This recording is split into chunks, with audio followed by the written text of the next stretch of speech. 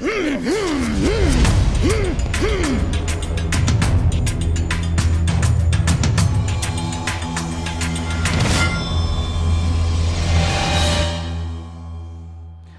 and welcome to a new technique of the week. My name is Boss, and today we're going to be looking at an axe attack. We had this request of one of our viewers who wanted to know, what would you do against an axe? So we looked at several axes. We looked at the big ones, we looked at the small ones, and we decided to go with the small one because it might be more realistic. We are going to look at the big one as well, you know, one or two techniques, but it's a very clumsy weapon. It's very heavy and clumsy. So first thing we wanted to know is, how fast can you react with an axe?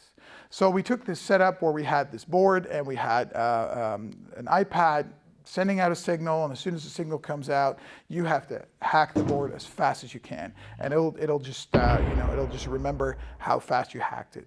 So on average, if nobody's talking to you, if you're just really focused on the board, we could get up to about 52 milliseconds on average.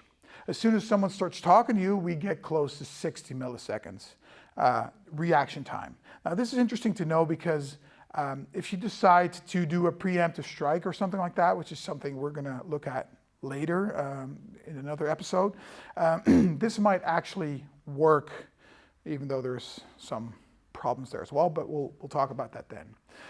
Today we're going to be looking at as soon as you have to react to him, and a disarm, basically. We got Chris today, and Chris is going to help me out with this technique. I'm assuming that he's got his weapon up here and he's all ready to strike. You know, if he has to, before he can actually hit me, he probably has to go here a little bit, and then it's going to come in, because it takes him a while to start moving. So you'll see his whole body moving. And as soon as I see that, I'm going to move to the side and I'm going to circle a little bit with him, because his attack's coming in a circle. So if I block it full on, or I just, you know, it's going to end up in my chest or whatever, or in my head. I don't want that. So I'm going to circle around with him, go like that. Now that's kind of a little bit of an Aikido way of moving, but it actually works really well. So I'm just going to come in and I'm going to just sort of walk around. Now as soon as I've done that, come in, walk around. I want to grab him here, and what I do is I grab the inside of his wrist like that, so his arm, his elbow can't really move anywhere. Even if he wants to move it outside, I can still move it there, because this is my next attack.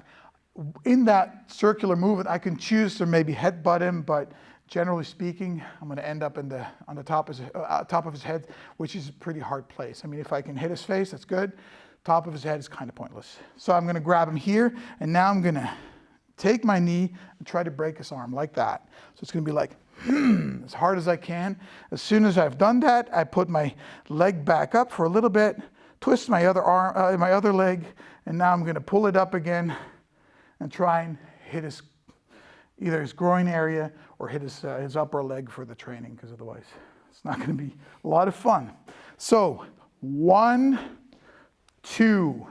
Now my arm comes over, I grab his whole hand, and here, as soon as I have his hand, I twist my other hand around as well, and this is where I lock him off. Now I've got his wrist locked off, so now all I have to do is keep turning, and now I can take out the axe. I end up either holding his wrist, or in this case, holding his thumb, so I can just break it off if I wanted to, and I got the axe. So now it's a choice. Do I, hit him back? Do I throw it away? Or, do I just peacefully let him go? So let's look at that from the other side. He's going to come in with his attack.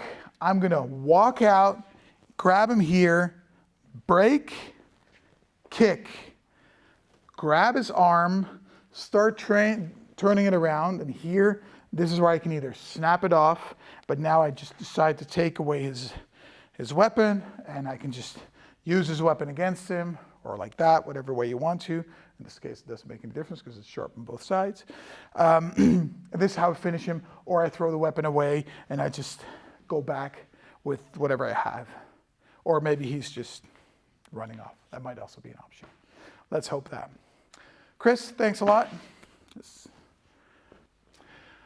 So this was another technique of the week. I hope you enjoy what we're doing. If you do, I would say link, like, share, subscribe to our channel. And yeah, if you want to get better at what you're doing, Whether you're training with us or training with other people, if you don't train a lot, you're not going to get better. So the ways in training, as my teacher used to always say, so it's up to you to keep training to progress. Thanks for watching, and I'll see you next time.